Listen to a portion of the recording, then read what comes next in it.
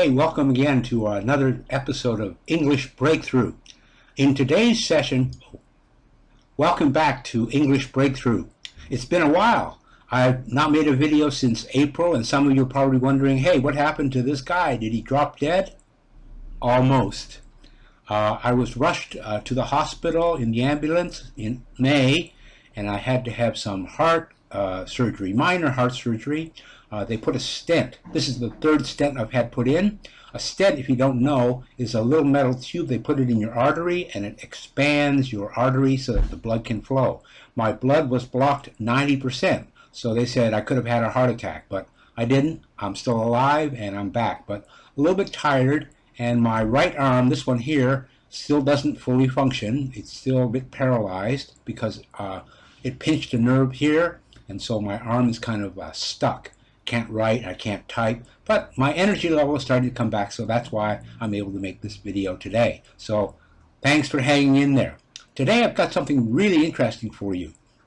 Many of you are coming to me and saying, hey, what do I do to improve my pronunciation? My pronunciation is really lousy. It's really terrible.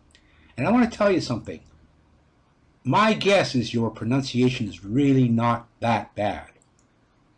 Most of my students who tell me that, and I've taught a lot of students, I notice they make the same mistake over and over again. The same mistake repeatedly. And there are two kinds of mistakes.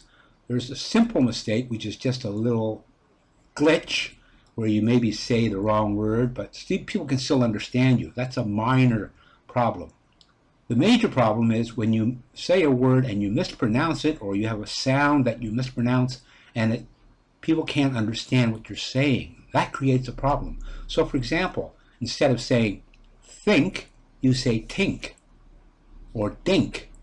Then people kind of go, what are they saying? And you say it over and over and over again. Every time you say it maybe 15 or 20 times, repeatedly. Then people can't understand you and they go, and you also think your pronunciation is bad.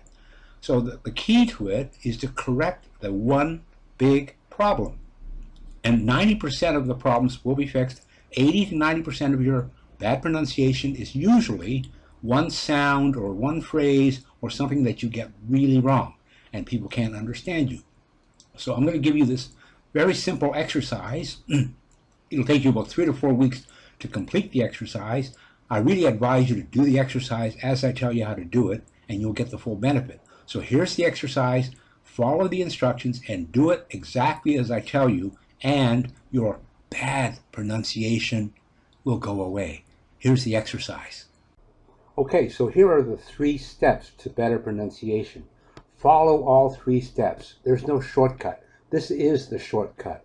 So don't try to cut corners and say, I can do it quicker, I can do it easier. This is the way you need to do it. Here is step number 1. Step number 1. Use your phone to make a recording of your voice. What you need to do is choose a piece of writing that is more conversational. You need the piece to be about maybe 90 seconds long, not much longer than that. Try to get a piece that's very easy for you to read, something that you normally would talk about.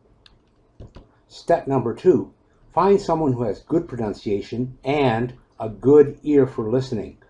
Just because a person has good pronunciation doesn't mean they listen well. In this case, you need someone who can listen well, not who can speak well.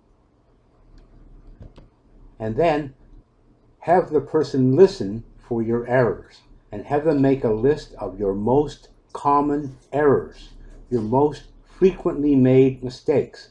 That's the important part. And step number 3, try to say the 3 most frequent errors with that person and do it slowly. This is not a speed exercise. This is like throwing hoops. You're trying to get more hoops. You're not trying to do it quickly. You're trying to get it accurately. You're trying to correct it. And this takes time because you've been saying the same thing wrong for years.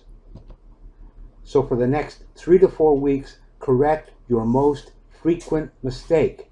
Concentrate on one mistake. Don't try to correct all 3 at once. That's the biggest mistake. Try to do this in conversation or by reading short passages. And here's the trick. Before you say the word or phrase, pause. So if you make a mistake saying tink instead of think, every time you come to the word think, you stop, you pause, and you say think, and you do it slowly. You need to correct your brain and your tongue to do it correctly. And this takes at least 3 to 4 weeks because you've been making this mistake your entire life. So it takes 3 to 4 weeks. Again, only do one mistake at a time. If you've done it correctly, my guess is 80% of your mistake is that one mistake. Well, there you go. If you really want to do well with this exercise, if you really want to be successful with it, the trick is to do step 3 properly. So let me go over that again. The trick is the pause. So here's how you do it. I gave you the example earlier of think instead of saying dink or tink, right? Which many of you do. And here's how you do it. So you say, I think so. So you pause before you say the word that you're having trouble with or the sound that you're having trouble with. Do you think so? Now it sounds a little bit funny, but you'll only have to do this for 3 or 4 weeks. And if you want to practice, you can practice by yourself by reading passages with that sound in it. Then you can record yourself doing it. But the trick is to make your brain and your mouth synchronize so that they do it correctly. Accuracy is what you want, not speed. So you want to develop this skill, which it is, so that you say it correctly. Say it correctly, say it correctly, and then you can go back to a normal pace without the pause. But in 3 to 4 weeks, you'll be able to do that if you do it often enough. It's like any kind of exercise. Repetition is the mother of skill. So do the exercise and enjoy your new pronunciation skills.